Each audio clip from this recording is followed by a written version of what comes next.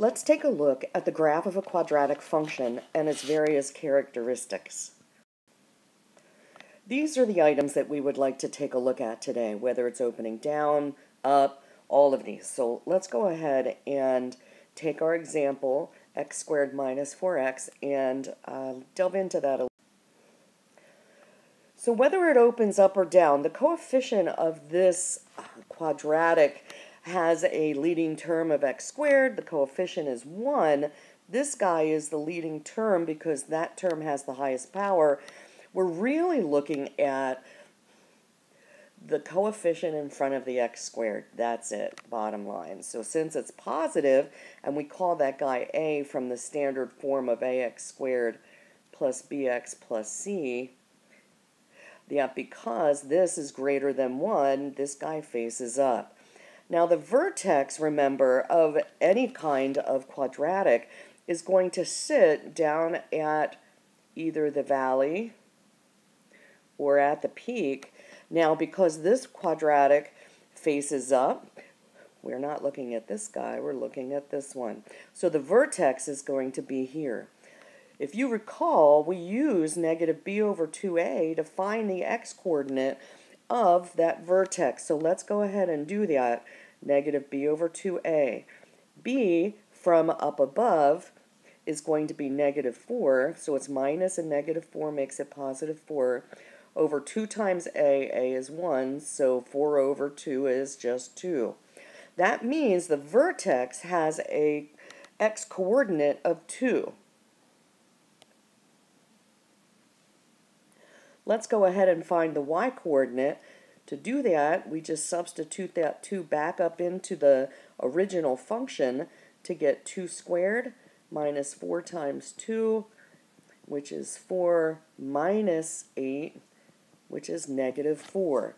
And so that puts us then down, sorry, that should be a minus sign, down here at minus 4. So he's sitting down here. Now it would be nice to know where it hits the x-axis and y-axis for intercepts. We're going to get to that in just a second.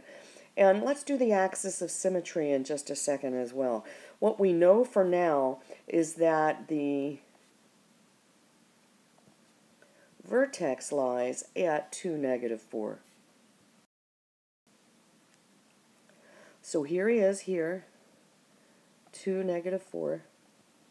So at 2, negative 4, it faces up. The axis of symmetry, let me get a different color, cuts the parabola, sorry, that's a straight line, cuts the parabola in half. X equals 2, that's the axis of symmetry.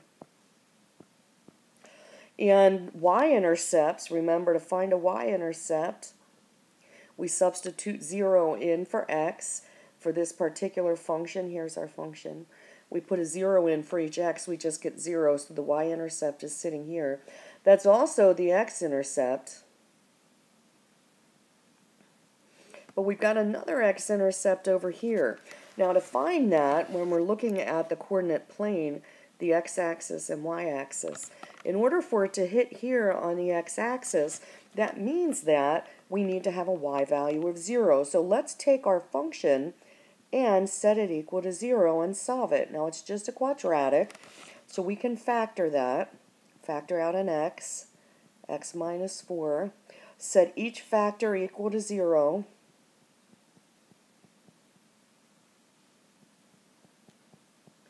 So we get this x equals 0, which we already knew because that's the y-intercept. But we also get this guy. So this is happening here at 4. And this is 0, 0. And we can make this a point. Now let's go ahead and take a look at domain and range. Domain are all of the x values that this function or the graph of this function covers. Remember, whenever you talk about polynomials, you can put any x in here and this is still a valid function. And so the domain is all real numbers. You could also write it as infinity to infinity. Now let's take a look at the range. the range are the y values covered by this graph of this function. Well, the graph goes forever up because it faces up, remember, because the leading coefficient. And so it faces up everywhere, but the lowest y value it has is down here.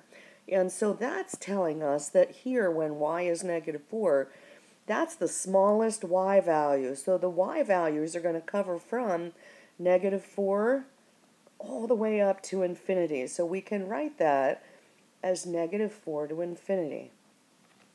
Parentheses on the infinity because you can't ever be that, and bracket on the -4 because it does include that value here at the vertex. Now let's take a look at increasing and decreasing. We need to remember these numbers, 2, -4 for the vertex.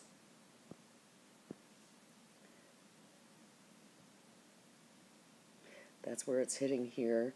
It hit here at 4 and here at 0. This is the x-axis, this is the y-axis. Okay, now that we have that set. Increasing. A function is increasing when you go from left to right, the y values are getting larger. And so we're going to walk this curve from left to right. Here the y values are getting smaller, and then the y values are getting larger. So let's go ahead and write these as intervals where it is decreasing and where it is increasing. Now we look at the y values, but we actually list the x values. So where is it increasing? From the vertex, when x is 2, all the way to the right to infinity. Now remember, we put a parenthesis on the place where it is starting here, because to be increasing means that the x value to the little to the left has a y value smaller. But here it goes up and it's greater, so it's not increasing there, only increasing from 2 on. And then decreasing from -infinity all the way up to that x-coordinate of the vertex. And so from here, as it comes, x comes in from -infinity all the way to x is 2, those y values are coming down. And then from 2 all the way to positive infinity, those y values are going up. And so we get decreasing here, increasing here. And that's it. Hope you have a great day.